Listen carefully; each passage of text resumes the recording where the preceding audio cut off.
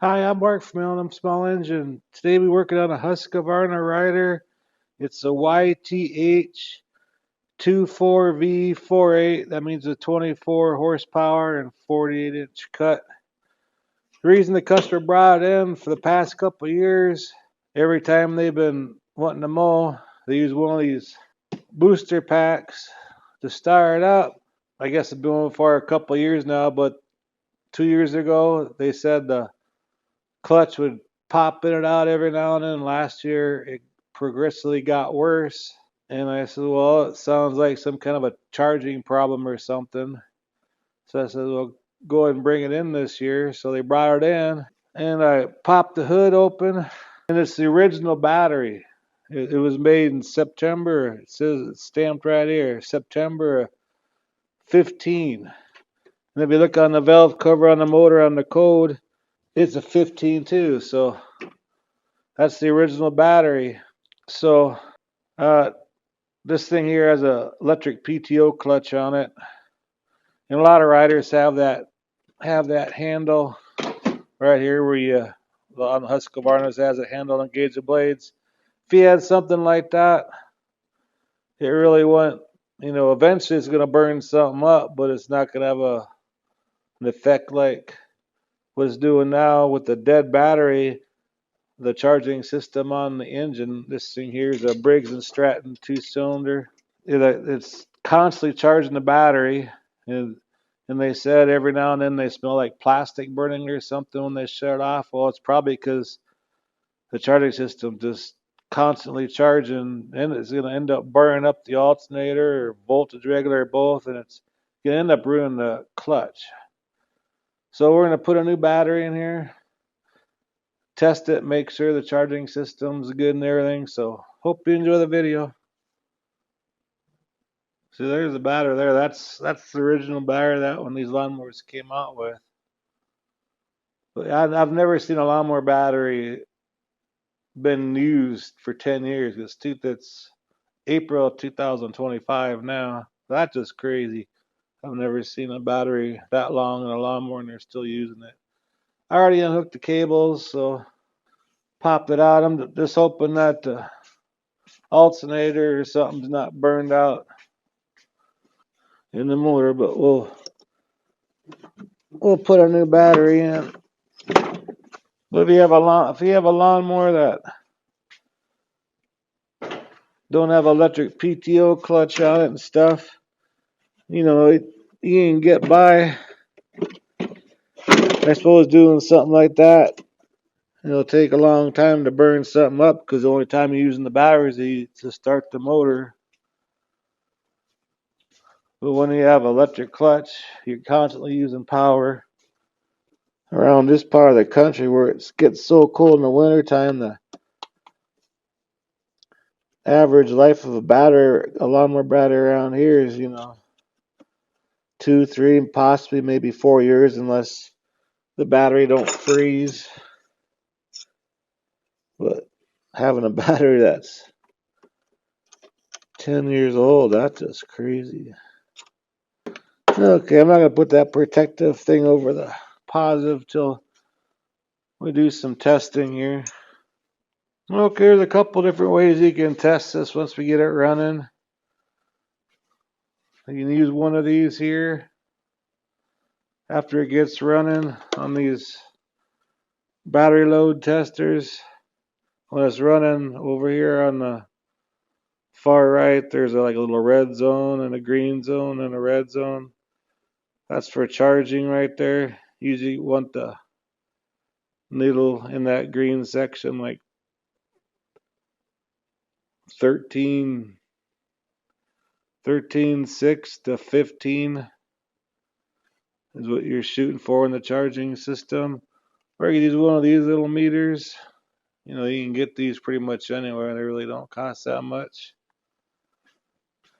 And you want to set it to that second notch right there. And we'll put these on the battery like right now. It's on 0, and I just put these on the on the post, and it reads 12.4, 12.5 right in there. But when we get it running, it should go up to a little over 13 to 14 volts. That's how we'll know the charging system's good. He said he's been boosting the battery every time most of the past 2 years, and he did smell like plastic burning. Well, that's probably the coating on the positive wires in the charging system. So let's go ahead and start this up. I'm just going to push in the clutch, put the parking brake on.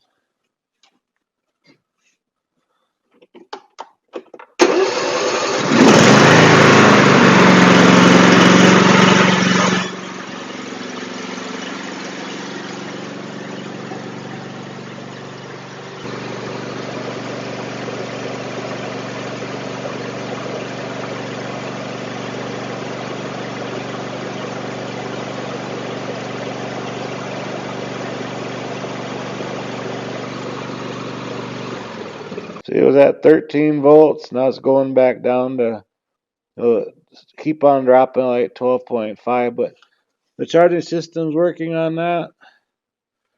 And I'll start it back up and we'll use the other tester. But it seems like the alternator, the volt regulator ain't burned out. So that's a plus. So let me start it back up again. And we'll use the other tester.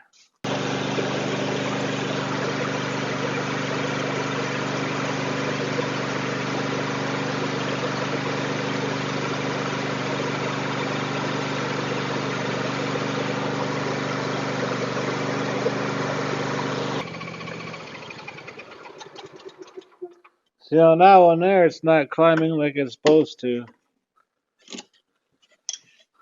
So we're gonna check the wire from the alternator. We'll put that little tester on there and we'll see how much current's coming out of the alternator. It should be a little bit more than that. So let's take this little kick panel off.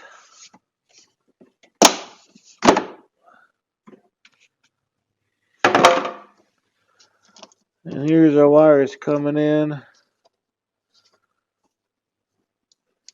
This big red wire right here, that's coming off that goes to the charger, but we'll pop this one here out. This is our voltage regulator right here.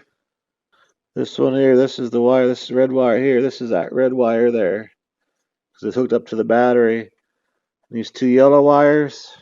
The yellow wires, that goes to the alternator that goes under the flywheel. So when I start up, make sure the light goes off, and I'm going to use my other tester. So I can't talk when it's running because you won't be able to hear me, so I'm trying to tell you what's going to be happening so you can't hear me talking.